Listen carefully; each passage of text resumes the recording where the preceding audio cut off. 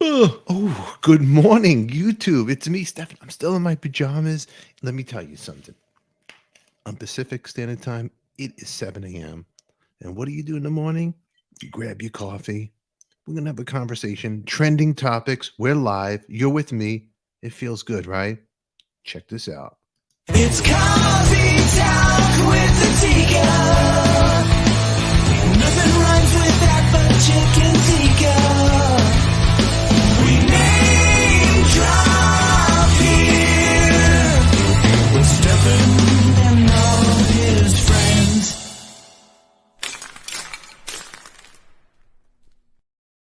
Thank you for being here. Thank you very much. No, the pleasure is all yours. That's it. It's all yours. Hey, everybody. I am Stefan. This is Coffee Talk. We're on ADIKA live right over there. And today we're going to talk about trending topics. A couple of trending topics. One's going to be medical with Dr. G, and one's going to be nonsense with Stefan. But anyway, let's bring him up. The wonderful Mr. Dr. G. Doctor? I love nonsense with Stefan. I do. That's actually should be the new title of the show is Nonsense with Stefan. Yeah, I like it. See, I know the audience laughing. They're going crazy. Thank you. Dr. G, it is Monday. It is January 17th. Fix your wig. Get your life together. It's time for a cup of coffee and whatever you drink. All righty? Coffee for me. Coffee for you. Everybody in Hey, the chat. Mitch. Debbie's here. Mitch is here. Mitch Weissman, thank you for the super chat. There he goes, Mitch. Hi, Stefan. Get us going. I'm getting us going. Dr. G, how was your morning? It's good. Yeah, just doing my usual things. Got my morning routine pretty well set. So you know. Yeah, you got the routine. There's Yeah. Debbie. Debbie's over there. Good to see Debbie over there. Hey, Debbie. Everybody's over here. It's you know what? We got a lovely chat. Last night, my brother-in-law does a $15 game show on Instagram, and it's really good. Right. And I'm trying to cop his moves, but nobody ever wants to come on my show and play. You know? And I couldn't get an answer. The craziest. It was Forrest Gump. I forget what the question was, but what a company, a successful software company that I guess he started, but you know, Forrest Gump, you know, gave everything up. Do you know what Forrest Gump, what company that was? Software company? Gosh, no. I mean, there's No, right? All right. If I give you a hint, like Fruit of the Loom, would you guess anything? Again, we're getting into underwear references. Right? I couldn't get it. I couldn't get it. You know, it was Apple. Apple. Thank you, Jeff. It was like the Apple 7. The answer is Apple. Yeah, you know, Mac, Apple. I couldn't Okay. get it. Okay. It's just, but he gives away. It's a great show. He does a bunch of trivia questions and starts out with $1, then it goes all the way up to $15. But you have to get them all right. And he Right. does it on Sunday. So everybody check out Carl Mayer on Instagram. And then I got a bunch of subscribers. So you guys, thank you very much for subscribing to our show. This is Coffee Talk. We come on a couple of days a week. We have Dr. G, who's a real doctor. You have any questions, we're going to address them at the end of the show. So get them ready and all that great stuff. But you know what? Thank you all for being here. Laura G is here. You got Maui's here. Really nice to see everybody here. And of course, cooking with the kid, Apple. And Laura G loves my shirt. Thank you very much. My Mickey pajamas. But I'm just getting ready for the morning, and you know, it's foggy over here by me. The weather, it's gonna be foggy all day. I kind of like it. Mm-hmm. You know, I kind of like it. But trending news. I got a couple of trending news. I want to talk to you about, Dr. G. Here's something that this morning, because first thing we all do in the morning, what do? We go to the iPhones, right? We go to the iPhones and we check out what's trending. Do you do that? No. I actually have tried to stay away from that. So yeah. Do you really? Yeah. Really? That's why you have a morning routine that doesn't include that. After a while, you don't do that. So You don't. But here's something crazy, Dr. G. I don't know if you the BBC News. Mm-hmm. I like the BBC News, you know. And then this goes back 77 years.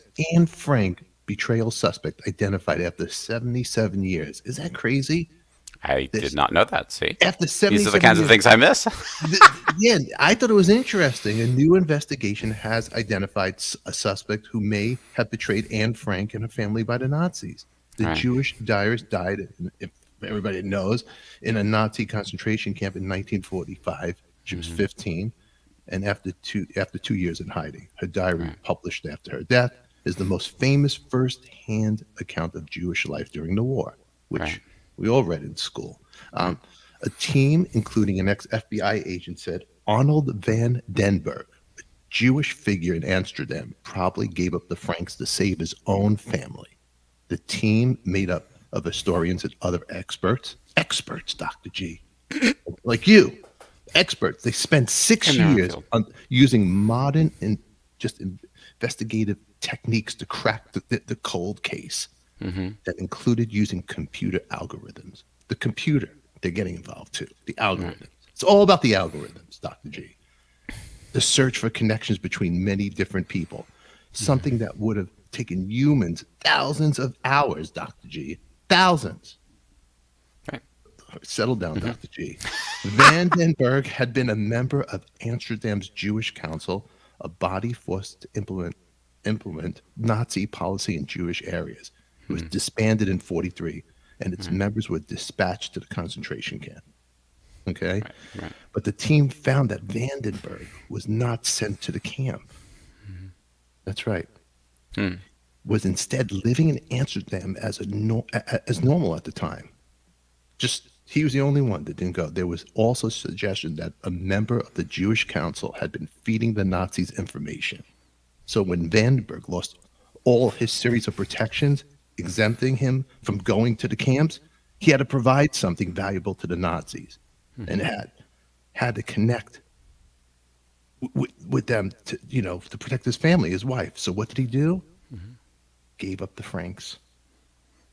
Yeah, I mean, again, there's a long history of people doing things in their own interest. In that case, you can understand it, obviously, if he's saving his own family. So that's the way. Unfortunately, again, the authoritarians of the world, the splitting, right? There's, you're with the Nazis or you're against the Nazis, and against the Nazis did not go well for the anybody Jewish and a lot of other people back in the day. So it's not too surprising sometimes you had to give the illusion of helping them. And so, you see all these things played out in today's world as well, right? And so, well, he died in 1950. Not really long after, you think about it, after, the 40s, it happened like 40, 1950. So there you go. There's a little history for you, Dr. G. Right. Well, stressful times bring out. That's why, we were talking about in this current world, forget the why, we're trying to get people past the fear-based way of thinking because there's so much damage caused through fear. And so, did the stress of his guilt over cooperating affect him? Probably profoundly, I would guess, yes. Yeah. Cooking with the kid, he's traveled. He goes to Disneyland. He goes everywhere. Look, cooking with the kid. I actually been to the house as well. Wow. It's pretty. Yeah, you ever been to Amsterdam, Dr. G? It's actually a pretty cool place. Barely been anywhere. I mean, you don't go nowhere, right? Dr. G doesn't go anywhere. No. It actually, when you think about it, and when you go, it's really a beautiful place. In our house, it's like an apartment building on top, which cooking with the kid. They don't let you take pictures inside. They yell at you. But it's so, when you think about the situation and you walk in there, it gives you just how they were like living, in that was. And then I was looking around. The people are free riding their bikes. It actually is a really pretty place. So if you're afraid, if anybody's not afraid to go to get the heebie-jeebies, go take a trip there. It is a beautiful place.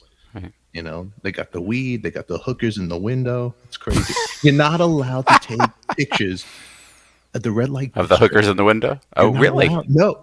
Did really? You know? It's like you're in it's like you're going down Melrose back in the day in California. You see shoes in the window, you see leather jackets, you see hookers in the window in Amsterdam. Awesome. Cooking with a kid. What were you looking at out there? That's what I want to know. And if you take a picture of the women, rumor is that they'll throw pee at you. They pee, and so my wife goes, "Don't take no." And so I was taking pictures, and you could hear somebody yelling, like in the distance. And my wife goes, "They're gonna throw pee at us." Throw pee at you. Wow. Okay then. What you saying? I have only one question for the doc. Is it safe to eat especially. Just catch it on your tongue. That's the only way to do it, you know. So, But, you know, Dr. G, there's also something else. I sent you a text Friday. I was reading it, about Bob Saget also, because he's in the news and it's trending, everybody. So, hey, everybody, also check us out on iHeartRadio. Whatever podcast you listen to, Spotify, this show will be broadcast on there. So whatever we get edited out here from YouTube, the whole unedited show will be there, because the clip I'm going to play from the news and all that, it probably might get a little, they might chop it up. But Bob Saget's sister had a mission, Bob Saget, and she had scleroderma. How do you pronounce it? Scleroderma. And it's a disease that I never heard about. It means hard skin, basically. That's what it means, right, Dr. G? More or less, sclerosis of the skin. Yes, and it's much more complicated than that, but that's how people see it. So, yeah, you showed me that. Yeah, what is scleroderma? It's just one of the autoimmune diseases. So it's typically diagnosed by rheumatologists, and or dermatologists, because it's an autoimmune disease, which once again nobody knows for sure why this autoimmune disease is there, and it can affect the entire system. It's a condition called progressive systemic sclerosis, or it can be just on the skin, or they call local scleroderma or morphia, which means areas of banding, thickening of the skin, and so and there's variants in between. But it's a fairly, when I say fairly common, I mean it affects maybe 1 in 5,000 people, so it's a very somewhat rare rheumatological disease. The interesting thing was that it's one of those things ground into in medical school to be able to diagnose it, and they were talking about how difficult it was to find a diagnosis. It really has such a classic appearance, and I can understand why some people are concerned when they have just the skin changes and nothing else. Is it going to become something worse? And they just see a dermatologist. But it's something I don't think it's that difficult to diagnose, because nowadays, especially, we have all these autoimmune panels of tests. So, but if especially if you have this condition known as Raynaud's phenomenon, that's where your finger turns white or blue, especially with exposure to cold. Most people with Raynaud's phenomenon just have Raynaud's phenomenon, this spasm of the digital artery, spasm of the artery going to the finger.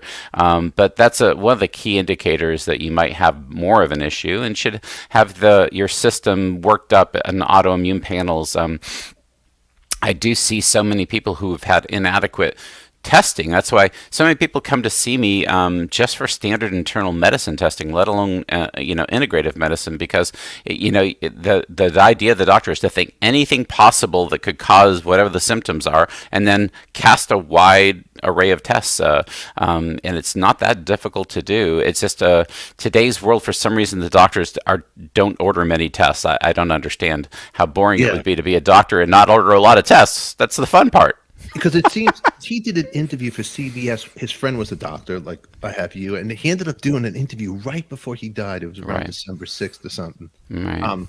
And he had a mission to try to help people. He would raise money for this because they couldn't detect it, the doctors. They thought it was maybe Epstein-Barr. They thought it was a bunch of things could have been. They couldn't find anything about it. Denise Kennedy, she's what did she just write here? A very dear friend of mine and his mother they both had and passed from it. Yeah, so it's and here's a clip, and hopefully they'll let us. I'm going to play it, but let's take a chance here, right here, Dr. G. Check this out. Share a personal story of loss that had affected him for almost 30 years. I had a sister who passed away from scleroderma. It was a 3 to 4 year process, and she was gone, and I couldn't bear it. His older sister, Gay, seen here with her son, Adam, was only 47 years old when she died in 1994 from scleroderma. I can't get the images of the end of her life out of my head ever. What were some of her symptoms? She had a lot of fatigue. Her body, she said it felt like her skin was on fire. She went to regular medical doctors that said that it could be lupus, it could be mental illness, it could be Epstein-Barr. So it was sort of the litany. They named everything except what it was. Scleroderma literally means hard skin. It's an autoimmune disease where excess collagen causes tissue to lose its elasticity. Symptoms include tightening of the skin, finger and toe pain, arthritis, muscle weakness, and trouble swallowing. It can also damage internal organs, especially the lungs. It can be a very terrible multi-system disease, but not in every patient. Dr. Fred Wigley is a professor of medicine at Johns Hopkins University who has studied scleroderma for 45 years. You see those dilated capillaries? Dr. Wigley is trained to detect the telltale signs of scleroderma. The drugs that we have now clearly work better when we see those patients at the very early onset, at time when things are just getting started. In the United States, an estimated 300,000 people have scleroderma. 80% are women, most commonly ages 30 to 50. For unclear reasons, the disease is often more severe in people who are Native American or Black. I could hardly lift my legs. They were heavy as I was going up the steps. My fingers were cold. My face started to swell up. Like Gay Saget, Cheryl Adams Williams, a dentist, saw multiple physicians before receiving the correct diagnosis. I couldn't hold the small dental instruments to do root canals. And my hands were swollen. They were inflamed. I couldn't bend them at all.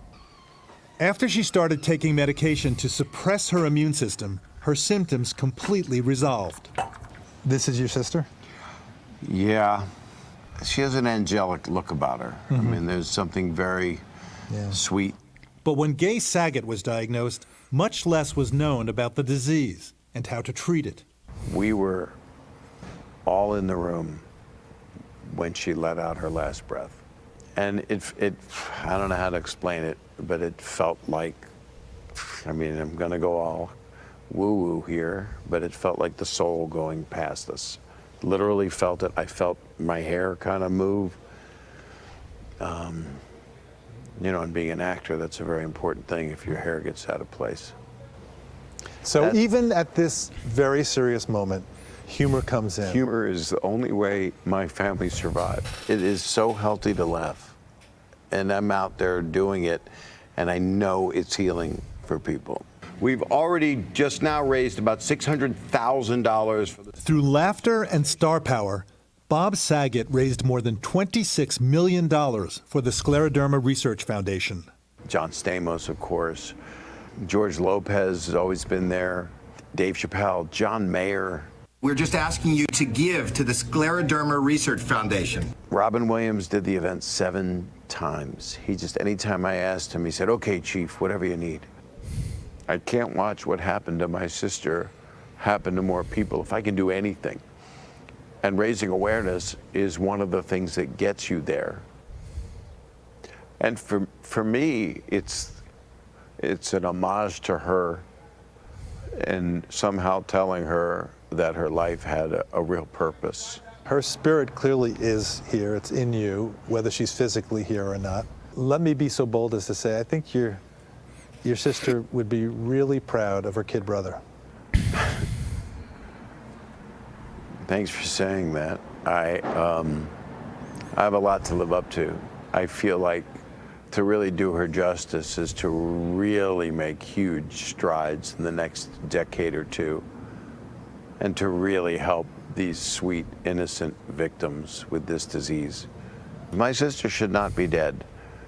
And that's one of the things that's kept me doing this, will keep me doing this until I'm gone. I'll do it when I'm gone. He'll do it when he's gone, huh? Heavy, Dr. G. Really is, yeah.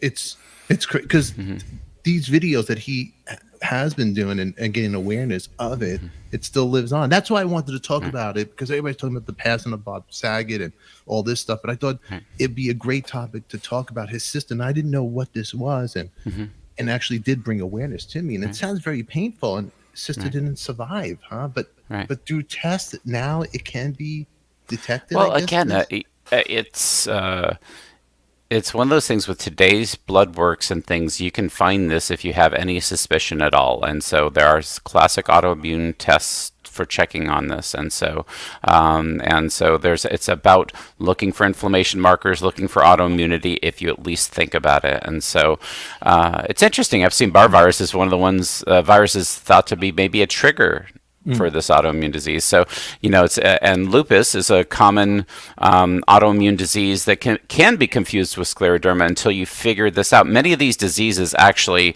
present with early symptoms and they don't fulfill all the criteria. But scleroderma, with that tightening of the skin, like you see in all the clips of things, is so classic that you should be able to diagnose it fairly early on, because the skin changes are present in basically almost everybody. How many people get the lung and the kidney and all the rest of those things are the ones who have, unfortunately, the worst courses, everybody. But but there are, like you're saying, the immune therapies that we use, which are fairly powerful. But for very severe diseases like that, they can be life-saving. And so, so that's why early diagnosis, like any condition, like we've talked about the current thing going around, if the earlier you diagnose it, the earlier you treat it, the better the chances you have of making a difference in the disease itself. Is still, I've lost patients and still have one right now where we're trying everything, and a lot of people are trying everything, and sometimes they just don't respond or they don't tolerate the treatments. That's the other part of it. So it's a very tough thing to watch happen to people, of course, even with the right diagnosis. Yeah. He mentioned Epstein-Barr. That's another one I'd like to go over next Monday. Maybe we could talk about that a little bit as well. Pick a couple of things to talk about other than the thingy that's out there, because the thingy is out there. There's nothing we could do. Clean your hands, mask up. Everybody's supposed to get it, but I don't know if I stay home. Nobody's going to touch me. Nobody's gonna touch me. But eventually, you have to get out sometime. So I know. But that was Bob Saget, and I thought it was a good thing to talk about. And that was his lasting legacy. That's what he wanted to talk about. So to bring awareness, if anybody's going through it right now, right here's the doctor. If you have any questions, or you know what I'm going to do is, it is the hour. It is that time. It is a little after 10 too, and you know what? The doctor's been waiting. Hold on. Ask the doctor what you should do. Ask the doctor a question or two. It's all right here on Coffee Talk. It's all pain-free without the shot. All advice is free. Please call 911 if you need assistance. He's handsome and powerful. He's Dr. G. Dr. G, there you are, the wonderful Dr. G. Oh, Dr. G, the questions are rolling in. The people want to talk to you, Dr. G. Good morning, Dr. G. Hello, everybody. So I make a good receptionist for you, don't No. Well, we got something over here. Let's see. Wally Grove, he's writing a book. He has something to say to you right there. He's talking about the DMARDs, which is the disease-modifying antirheumatic drugs that are so popular among rheumatologists, and so the DMARDs, and I'm going to paraphrase some things, are usually in the IB family, which are the inhibitors, and the AB family, which are the antibodies. And so the good thing about them is they can interfere with a mechanism of inflammation and have an effect on the disease. Okay. The bad thing is, as there's so many, these things are often tens of thousands of dollars a month, and there's so much promotion of them. Heck, they're on TV, even though they're very specific drugs for very specific things. They still never get us close to what causes this in different people. We know there is a mild, like scleroderma actually has almost no, whether it's called genetic concordance. A twin, an identical twin might have a 5% chance of getting scleroderma if their sibling has it. So that's a very mild genetic similarity, much more than the general population, obviously. But so what is the trigger? So that's always the answer for everybody, whether it's lupus and rheumatoid arthritis, is there's so little research into the triggers of disease, because then you could cure them. And if you cured them, you would need these drugs that cost tens of thousands of dollars a month. So my biggest concern in all of Western medicine is we have this treatment program that's aimed at mucking up with the disease, mucking up your body's immune system, as compared to treating the disease. And when you see mild improvements, everybody goes, well, gosh, you can't deny that there was a 10% improvement in 50% of the people over the course of 6 months. And I go, yeah, but that what good did we do there other than maybe prolonged suffering? So the whole class of therapies has to be rethought as temporizing measures to deal with things, especially when you have progressive systemic sclerosis and you're on the path that it sounded like poor Bob Saget's sister was, where they're heading towards, end stage, and it could have been her lungs, it could have been kidneys, heart, whatever caused her to die. You better interfere with that, even if you don't understand why you have to do it. And that's where the drugs come in as temporizing measures. Make sure the person stays alive, okay, until you can get to the root cause. There's very little research into the root cause because most likely it's different things in different people, okay? And so, and that's the confusing thing for doctors with autoimmune disease, is that there are so many triggers. So my biggest concern when people stack, like if they do 3 and 4 vaccines against anything, they are causing dramatically high levels of antibodies, that could act like autoantibodies, meaning antibodies versus the self. That's why there's so much linkage between allergic disease and autoimmune disease, and the vast childhood schedule for vaccinations. That's just one of the triggers for autoimmunity is excessive stimulation of the immune system through things like that. And of course, there are all the chemicals in our environment, and of course our diet, which is so unclean. We were talking about that the other day. Why wouldn't we just eat an egg instead of things with modified mung protein, when you could just eat an egg? And that's always the scariest thing for me, is people are not eating healthy whole foods and listening to their own bodies. And so there's so many reasons that eating fake eggs. Do I know that causes autoimmunity? I just know it can't cause anything good, so I wouldn't do it. Well, you know what?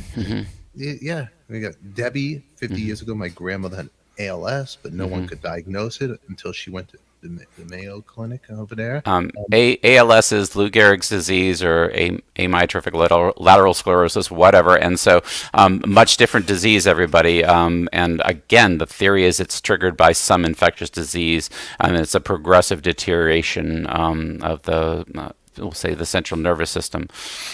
So a lot of diseases like ALS can be tough to diagnose at first.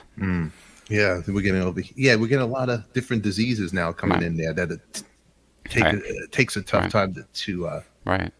It is, and notice how these are all different classes of different diseases, and one would be a rheumatologist, one would be a neurologist, one would be the hematologist, oncologist, and so the key is that your general physician gets a wide array of tests to try to figure things out, and if they need to send you to, well, I don't know what that lymph node is, let's get somebody to biopsy it, because that's what I didn't see the question. Sorry about that. But that's the key is, and you be your own advocate, everybody. If you don't feel like you're getting, because I see actually I'd say almost the majority of people I see from around the country really come to me because they're so frustrated with their doctors and not getting the test done. She was wondering. I was wondering right here if my friend and his mother had changed their diets. It would have lessened the effects. Right. So, well, one of the biggest things, there's entire diets. Paleo's number one, but autoimmune protocol is an entire dietary system where the theory goes is the main issue is your GI tract, and whether that's fungi, parasites, other bacteria in the intestinal tract, and or foods that you're eating that are the trigger for autoimmunity. And and here's the deal, everybody, since the standard Western doctor says, well, we don't know about that, eat whatever you want, go here's a Twinkie, and then you don't think it has anything to do with it, when it very much could, and we don't know for sure, but life isn't dealt with in terms of certainties. They're dealt with like, hey, yes, eat a real diet, try to cut out the grains, especially as the number one trigger, artificial foods, another huge trigger, deal with the microbiome, everybody's hearing about that, balance the GI flora, improve digestion. So one of the real tragic things that occurs in scleroderma patients is they often have esophageal involvement, or the syndrome called CREST. The E part of it is esophageal involvement, and so they often have heartburn. They get put on the proton pump inhibitors, which absolutely increase leaky gut phenomenon, which will exacerbate the disease while treating a symptom. And so that's why we have to be so careful about even the standard therapies that we use actually exacerbating the underlying disease, unfortunately, while treating a symptom. When I say unfortunately we're treating the symptom is because, well, it's helping the symptom. We should keep going, even though the poison we're using, in this case a proton pump inhibitor, unequivocally makes their GI tract much more leaky, meaning affecting the tight junctions. And that could, and if the trigger for that person's autoimmunity is their diet, the proton pump inhibitor will exacerbate that condition and make you have a more rapid onset of disease, progression of disease. Dr. G, you know what, Dr. G, you deserve a round of applause for that. You know your stuff. Look at you.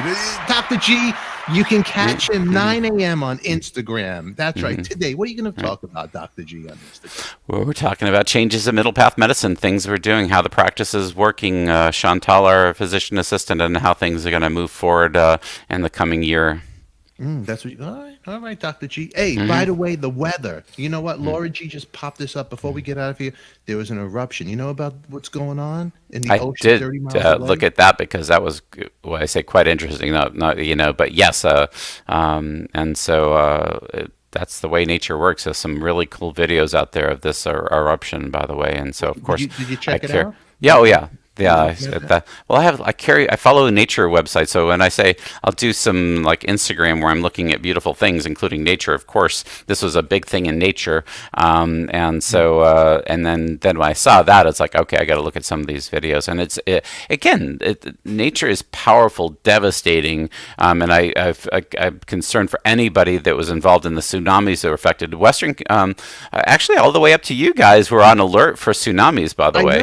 I know, okay, so. But we didn't have. What? I actually thought this weekend there was some reports by Santa Barbara. There was going to be off the shores, but nothing happened. It just we didn't even. There's some larger waves and some things, but nothing too serious from what I understand. And it's foggy up here all day. It's supposed to be foggy, but I like the fog. But it doesn't bother me at all. But there's nothing crazy going on, so you don't know.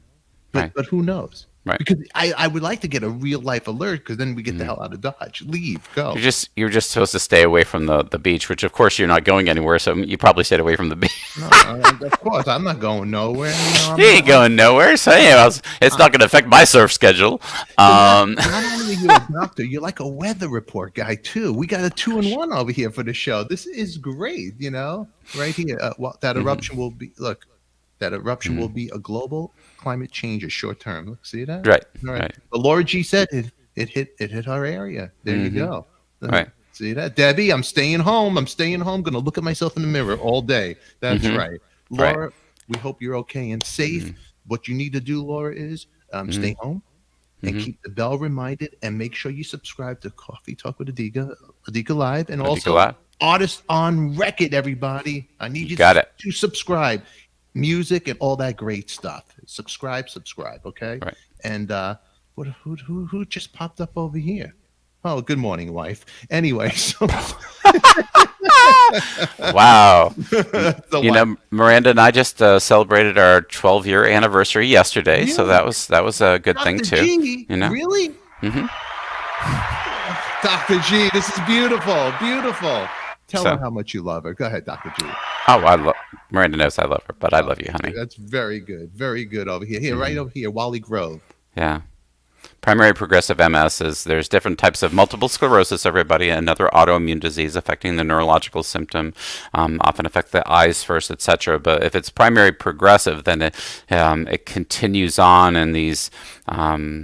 I'm trying to put this in normal human terms. This autoimmune disease affects the myelin sheath, the sheath that keeps the nerves conducting fast. It can lead to very significant neurological deterioration and loss of many functions, including ability to walk and talk and those things. And so, me and Epstein-Barr virus next week. The immune suppressive therapies usually have some effect, by the way, but there's again, linkages, especially higher dose vitamin D, etc., is very, very useful in that condition. That is definitely a disease that's affected by stress. Okay, so stress is huge. And so stress management, nutritional evaluations, fish oils, the vitamin Ds. Yes, there is a role for the progressive diseases for the other autoimmune, the immune suppressive therapies, because they can have an effect. Yeah, Dr. G, you know what? Also, you're getting a lot of love from the audience. Look at this. Maui Swift, Yeah, happy thank you. anniversary. Everybody's giving you. Debbie says happy anniversary. Look at this, Steve, congratulations. That's right. That poor woman Thank could deal you. with him. Thank you very Exactly. much. 12 years of me. I mean, just frightening. 12 years. That's a beautiful thing. Everybody, Yeah. Congratulations, Dr. G. You know what? Thank you. We're going to get out of here, everybody. We will be back Thank you, on everybody. Wednesday. But Dr. G, check him out, 9 a.m. Pacific Standard Time, Instagram, Middle Path Medicine, Right. and also check his supplements and all that good stuff. I take a couple of things. The fish oil I get from him, because you don't want to go to Costco. Why? They're giving you poison. Rancid fat pellets of death. Okay, that's right. It's Dr. G. Until then, everybody, we love you. Be good to each other. This is ADIKA Live, and make sure you subscribe, share it out, and tell everybody you love ADIKA. And if I just annoyed you, annoy them with my nonsense. Send it to them, the people can't stand. Dr. G, we'll see you later. All right. It's good All to be right. here. See you next week. All right. Boom, All right. we're out of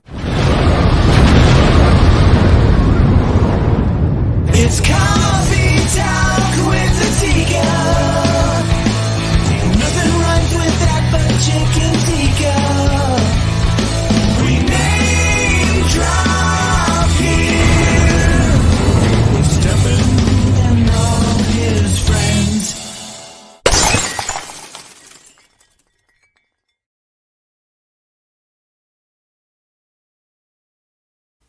Catch us on iHeartRadio, Apple Podcasts, Spotify, ADIKA on Records, ADIKA Artist on Records, ADIKA Live, and ADIKA Live. I gotta fix my ending, Dr. G. It's the new year. Why am I playing the old intro? What is wrong with me?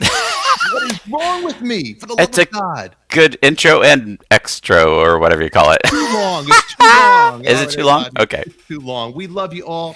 Thank you very much. Click on the box somewhere over here and just watch the next one. Please, I don't want to live in a tent. I got to impress my wife.